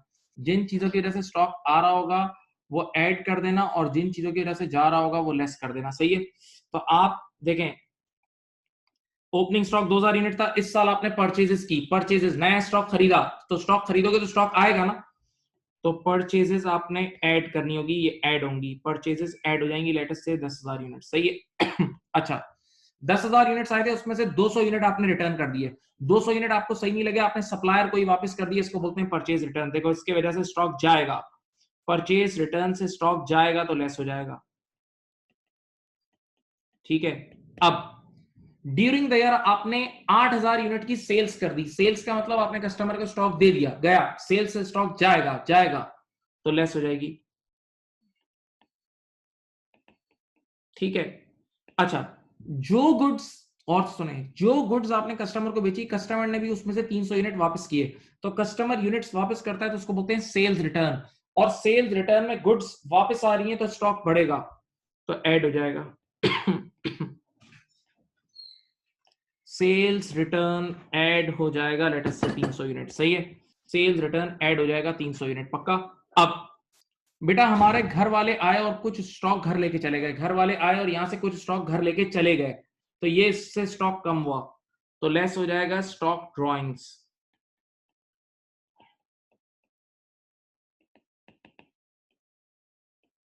सही है? अच्छा, रात के बीच में एक चोर ने जंप मारी और कुछ स्टॉक लेके चोरी कर गया, चोर स्टॉक लेके चले गया, चोर स्टॉक लेके चले गया,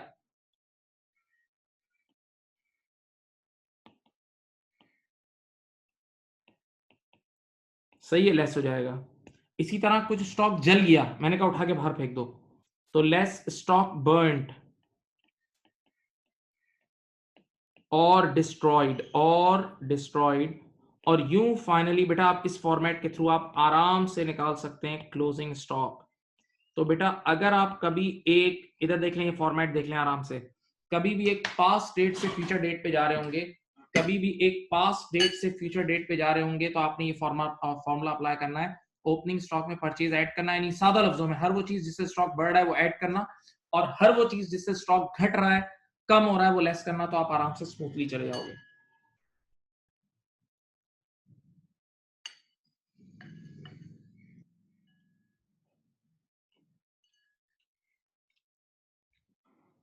कॉपी कर लें।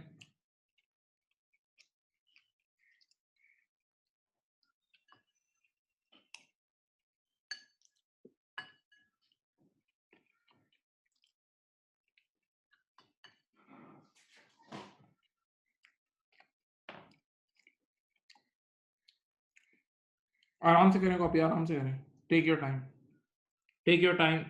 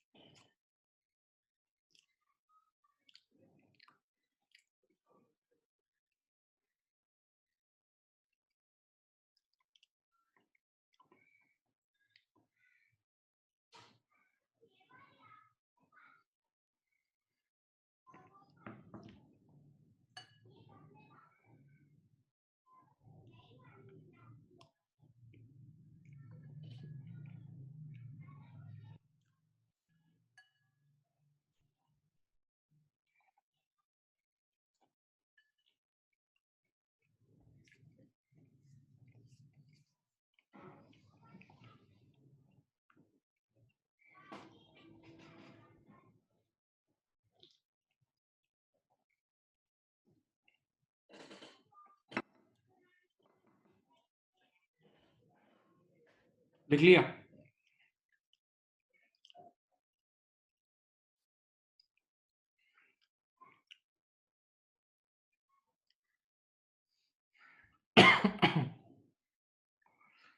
अब देखो बेटा, 1,00,000 रुपए की बात सुन लो। 1,00,000 रुपए की बात सुनो, गौर से सुनो। जब आप ये वाला काम कर रहे होगे, मेरी तरफ देखें और सोचें, इसको गौर से सोचें।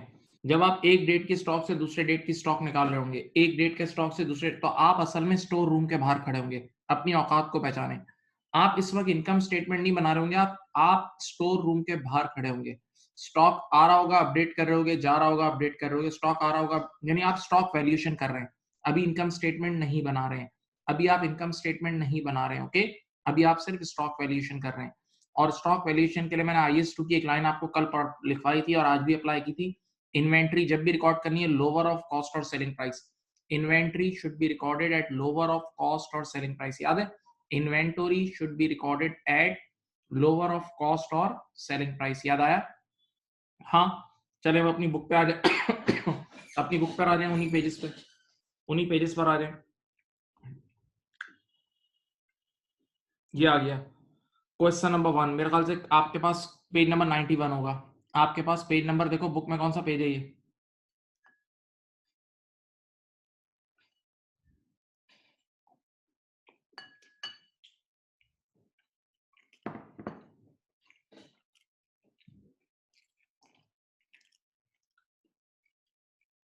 बुक का पेज नंबर 92 है।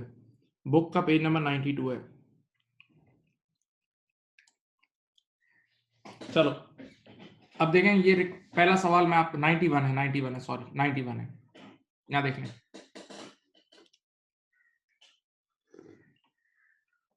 बहुत ही सुकून के साथ ये पहला सवाल कर लें, सुकून से, बिल्कुल प्यार से। देखो सुनो, आपको क्वेश्चन में गिवन क्या है? देखें, ओपनिंग स्टॉक गिवन है। देखो यहाँ ओपनिंग स्टॉक गिवन है और जाना कहाँ है? ये देखो रिक्वायरमेंट, देखो क्लोजिंग स्टॉक नजर आ रहा है। ओपनिंग स्टॉक से क्लोजिंग स्टॉक, यानी एक पास्ट डेट से फ्यूचर डेट, पास्ट डेट से फ्यूचर डेट, पास्ट डेट से, तो वही रूल्स अप्लाई होंगे जो अभी लिखवाए थे। लेकिन हाँ, कभी कभार रिवर्स वर्किंग कराएगा। कभी कभार बोलेगा क्लोजिंग से ओपनिंग पे जाओ, क्लोजिंग से ओपनिंग पे जाओ, तो रूल्स उल्टे कर देना। नहीं समझे बेटा? अभी जो मैंने आपको सिखाई है वो फॉरवर्ड वर्किंग सिखाई है। जो अभी हमने वर्किंग सीखी है वो फॉरवर्ड वर्किंग है। अगर वो रिवर्स वर्किंग करता है तो रूल्स चेंज कर देना, सही है? यहां देखें, आपके पास, यहां देख लें बेटा, ओपनिंग स्टॉक गिवन है, ओपनिंग स्टॉक गिवन है 20,000। सब बच्चे आंखें खोल के चले, आंखें खोल के, 20,000 है। अब बताएं। अच्छा, मैं तुम लोगों को एक शॉर्टकट बताता हूं जिससे टाइम बचेगा। परचेज, परचेज भी गिवन है, परचेज रिटर्न भी गिवन है, परचेज भी गिवन है, परचेज रिटर्न, इन दोनों को नेट ऑफ कर लो। मुझे पता है कि परचेज ऐड होता है, परचेज रिटर्न लेस होता है, डायरेक्ट नेट कर लो। तो परचेज 12,000 है और परचेज रिटर्न 500 है। परचेजेस 12,000 है और परचेज रिटर्न 500 है, तो कट कटा के 11,500 हो गया। तो डायरेक्ट यूं कर दो, एड नेट परचेजेस। अब यही आदत डालना, 11,500, सही है बेटा? परचेजेस 12 का था, परचेज रिटर्न 500 की थी, डायरेक्ट नेट परचेज कर लो, सही है? अब सवाल का सबसे अहम एरिया ये समझ लिया, सवाल हो गया। सेल्स भी गिवन है और सेल रिटर्न भी गिवन है। देखो, सेल्स गिवन है 15,000 और सेल रिटर्न गिवन है 200। तो सेल्स और सेल रिटर्न को नेट ऑफ करोगे तो 14,800 आ जाएगा। सेल्स और सेल रिटर्न को नेट ऑफ करोगे तो 14,800 आ जाएगा। अब देखो मैं क्या लिख रहा हूं, SCP लिख रहा हूं। देखें, सेल्स और सेल रिटर्न को नेट करा 14,800, लेकिन सेल्स हमेशा सेलिंग प्राइस पे होती है। सेल्स हमेशा सेलिंग प्राइस पे होती है मेरे प्यारे बच्चों, सोचो, सेल्स सेलिंग प्राइस पे होती है। और ये इदारा मार्कअप कितना ले रहा है? देखो, ये मार्कअप ले रहा है 30%। तो जरा SCP के जरिए कॉस्ट निकालू। इन मार्कअप कॉस्ट इज ऑलवेज 100, ये 30 है, तो ये 130 आ जाएगा। जरा कोई बच्चे इसकी कॉस्ट निकाल के दे। SCP के जरिए कॉस्ट निकाल दो यार, 11385। अब जरा मेरी कमेंट्री सुनना भाई। बेटा देखें, सुनो, सेल्स हमेशा सेलिंग प्राइस पे होती है, ठीक है? और राइट नाउ मैंने आपको पहले बोला था हम इनकम स्टेटमेंट नहीं बना रहे हैं। हम, मुझे भी पता है कि इनकम स्टेटमेंट में जो सेल्स जाती है वो सेलिंग प्राइस पे जाती है। राइट नाउ अपनी औकात तो सोचो, हम स्टोर रूम के बाहर खड़े हैं। देखो सोचो, स्टोर रूम में स्टॉक आता है, अपडेट करते हैं, जाता है, अपडेट करते हैं, जाता है, आता जाता, अपडेट अपडेट, हम स्टॉक को अपडेट कर रहे हैं, हम स्टॉक को रिकॉर्ड कर रहे हैं। तो stock should be recorded at lower, stock should be recorded at lower. तो अब आप मुझे बताएं, इन दोनों में से लोअर कौन सा है? इन दोनों में से लोअर कौन सा है? इधर देखें, इन दोनों में से लोअर है ये कॉस्ट। देखें, 14,800 और 11,385 में से लोअर क्या है? कॉस्ट। तो आप अपनी इन्वेंट्री को कॉस्ट पे अपडेट करना, अपनी इन्वेंट्री को जब सेल्स की वजह से स्टॉक कम करना तो कॉस्ट कम करना। भाई इस वक्त आप इनकम स्टेटमेंट थोड़ी बना रहे हो, इस वक्त तो आप स्टोर रूम के बाहर खड़े हो, स्टॉक आ रहा है अपडेट कर रहे हो और जा रहा है अपडेट कर रहे हो, तो stock should be recorded at lower. तो एक बच्चे ने हैंड रेस किया, बोला एक सवाल है, बच्चे ने हाथ खड़ा किया, भाई एक सवाल है। मैंने कहा क्या? मैंने कहा क्या? तो बच्चे ने बोला तुमने ऊपर परचेजेस पे एससीपी नहीं अप्लाई किया, तुमने ऊपर जो परचेजेस थी उस पे एससीपी अप्लाई नहीं किया। नहीं, परचेजेस ऑलरेडी कॉस्ट पे होती है, परचेजेस ऑलरेडी कॉस्ट पे होती है, इतनी अकल आप सब में है। हाँ जी, हाँ नेट सेल्स भी लिख सकते हो, नेट सेल लिख दो, कोई मसला नहीं, उससे कुछ नहीं होता। अब बताएं, स्टॉक ड्राइंग्स की वजह से स्टॉक बढ़ता है कम होता है? सोचें, स्टॉक ड्राइंग्स की वजह से स्टॉक कम होता है, घर के बच्चे लेके चले गए तो इससे लेस कर देना, लेस स्टॉक ड्राइंग्स। हाँ भाई कितना है? 600। चलो भाई मुझे बताओ फाइनली आपके पास क्लोजिंग स्टॉक कितना है, कोई बता सकता है? 19515। बेटा ये आराम से कॉपी करना है, आप लोगों ने कॉपी करें और मुझे बताएं डिड यू अंडरस्टैंड, आप बात समझ गए? क्या आप लोग बात समझ गए हैं?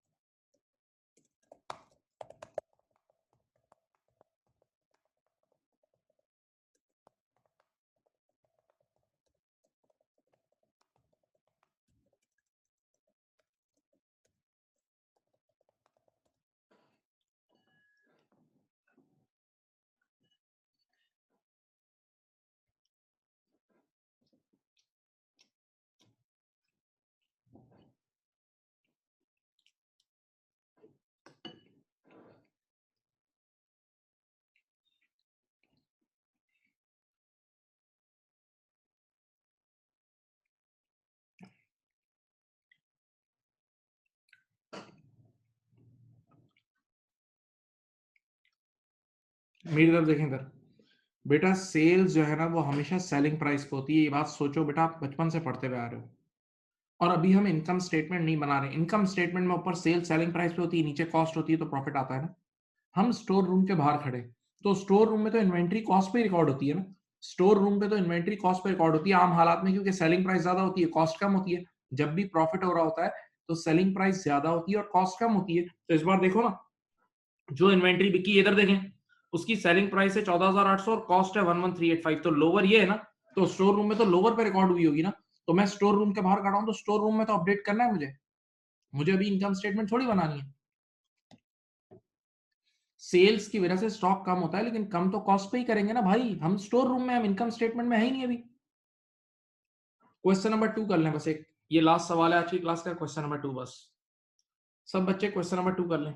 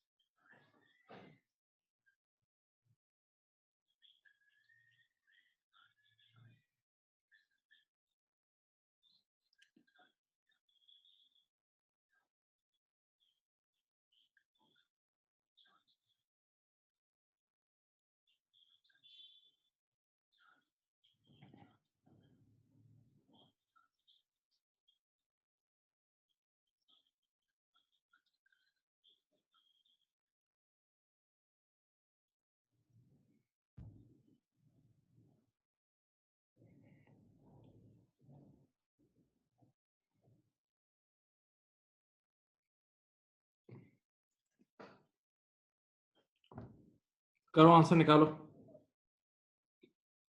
कुछ बच्चों का आंसर आ रहा है 13450, बाकियों का आया 13450 आया किसी का? बोलो करो बेटा, 13450 आया?